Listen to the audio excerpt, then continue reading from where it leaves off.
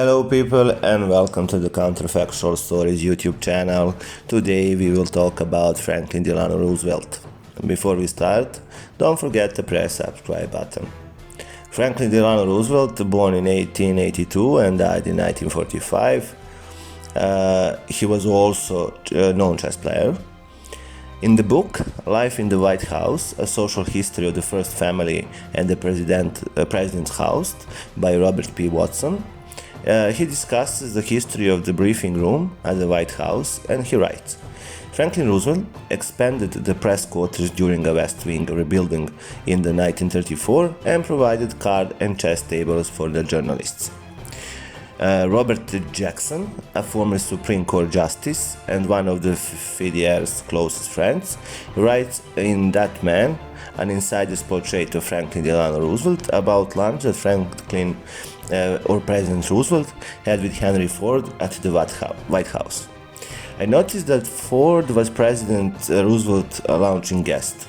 I happened to be in the White House that afternoon late and opened the conversation by saying, "Mr. President, I see we had lunch with Henry Ford." "Yes," he said. "I had a grand time with Uncle Henry." He then described the conversation enthusiastically and with gestures. He said he tried to discuss with Ford the problem of an annual wage for workmen. Roosevelt described how he edged him up to the subject, and when Ford saw what he was leading up to, he would draw back. Then he would work him up to it from another angle, and Ford would draw back. And he said he spent his whole lunch time hour playing chess with Uncle Henry, as he called him, trying to get him up to the subject.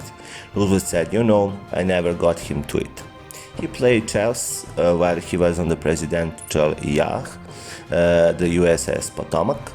The chess set he played with still exists. I hope you like this episode. Don't forget to press subscribe button and see you very soon. Bye.